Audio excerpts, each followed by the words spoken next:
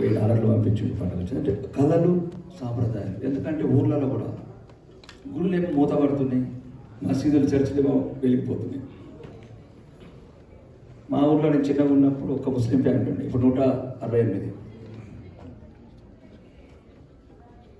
చర్చిలు లేకుండా 4 చర్చిలు, మసీదులు లేకుండా 4 మసీదులు, మందిరాలు సున్నమేస్ట్ ఉండేది. 300 మంది నేరేస్తున్నారు. అంటే కొద్దిగా ఇవన్నీ నిజాలు మాట్లాడితే కొద్దిగా ఇబ్బందికరంగా ఉంటుంది. కాబట్టి దయచేసి మన దేశం కాపాడుకోండి.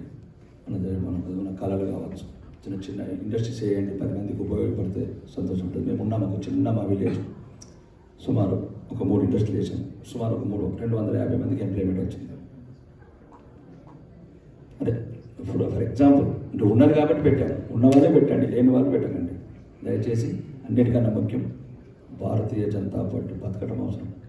తెలంగాణలో కూడా త్వరలోనే అంటే ఒక చిన్న ఉదాహరణ చెప్తా. ఎందుకు అంటే అసదుద్దీన్ ఓవైసీ గారు ఛాలెంజ్ చేశారు బహిరంగంగా, हम तेलंगाना सेक्रेटरीट के ऊपर जो भाजपा का झंडा लहराना नहीं देगा.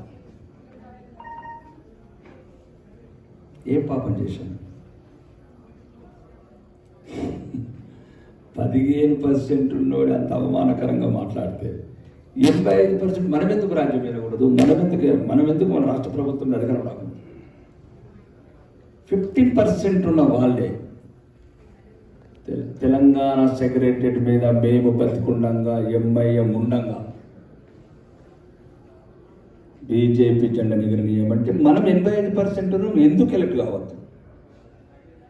ఎందుకు మన రాష్ట్ర ప్రభుత్వాన్ని ఎన్నుకోవద్దు? ఒకవైపు ఈరోజు దేశాన్ని కాపాడి దేశ గర్వం నిలబెట్టిన నరేంద్ర మోడీ గారికి 3,60,000 నుంచి 1,50,000 వస్తుంది.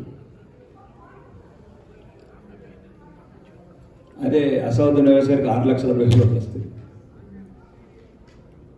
ఒక దేశం గురించి, ధర్మం గురించి ఐపీఎస్ ఉద్యోగానికి రాజీనామా చేసి అన్నమలయ్య గారికి కాలికి బలపం కట్టుకొని తమిళనాడు అంతా తిరిగితే ఓడిపోతాడు. అదే అమృతపాల తీవ్రవాది, దేశాన్ని ముక్కలు చేస్తున్న తీవ్రవాది 2 లక్షల ఓటుతో గెలుపుతాడు. మీరంతా చదువుకున్న వాళ్ళు ఆలోచించండి, భవిష్యత్తు భారతదేశం ఎట్లా ఉంటుంది?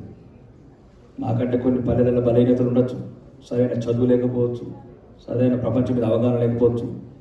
బారాముల్లా ఎంపీ గారు ఉగ్రవాదులకు ఆయుధాలు సప్లై చేసి జైల్లో ఉన్న తీవ్రవాది 2 లక్షల ఓటుతో గెలుపు. దేశం ఎటెళ్తుంది? మళ్ళా ముక్కలు చేసుకుందామా? మనం ముక్కలు అవుదామా? దయచేసి చాలాసార్లు ఏదేదో మాట్లాడి ఈ మధ్యన పార్టీల సమావేశాలు ఏదేదో మాట్లాడుతున్నారు.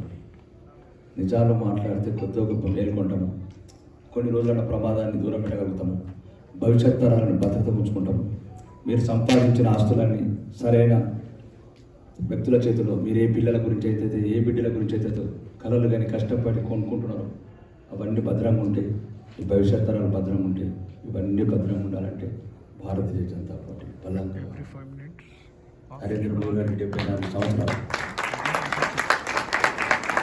మహారాష్ట్ర 72 సంవత్సరాలు, ఇంకా 5 ఏళ్ళు అయితే 80 సంవత్సరాలకు వస్తుంది. ఎవరు కాపాడతారు? మనం దేశం అంతా శత్రువులు. అదే చెప్తున్నాను కదా, దేశం విడగొట్టేవాడు ఒక ఖలిస్తాన్ సపోర్ట్ చేసి తీవ్రవాదికి 2 లక్షల ఓట్లు తనకి ఓడిపోయింది. ఎవరు ఆలోచిస్తారు? ఒక దేశాన్ని పాకిస్తాన్ ఉగ్రవాదులకు ఆయుధాలు సప్లై చేసిన రషీద్ షేఖేమో ఎంపీగా గెలుస్తాడు జైలు నుండి. ఎటుపోతున్న దేశం? మనకు ఉన్నదే ఒక దేశం. నేను మాట్లాడేది ఫస్ట్ నుంచి ఉన్నదే ఒక దేశం. మనం ఎటుపోవాలి? మనం అంటే మీరు మా రిప్రజెంటేటివ్స్, మా వారధులు, మా రాయబారులు.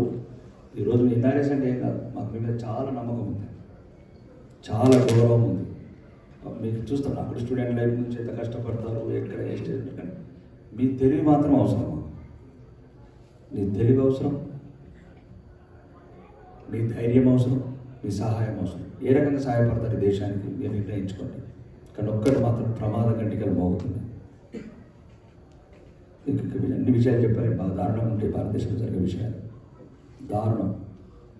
నిన్నగా నా మీద ఇప్పుడు మీకు ఒక ఇంటలెక్చువల్ ఉంటాడు, నేను హిందుత్వం గురించి ఎక్కువ మాట్లాడుతున్నాను, హిందుత్వం ఇప్పుడు ఎక్కువ మాట్లాడిన ఇస్లాం ఏమైనా వ్యతిరేకంగా మాట్లాడాను, నా స్పీచెస్ అన్నీ చూడండి, ఒక్క మాట మాట్లాడండి. ఎందుకంటే వాళ్ళు దేర్ ఆర్ ఇండియన్స్, మన బ్లడ్ అప్పుడున్న టైంలో అయిపోయారు. కానీ మమ్మల్ని బతకని ఏంటంటే అతను బ్రదర్స్ సిరాజ్ అని, సిరాజ్ బ్రదర్స్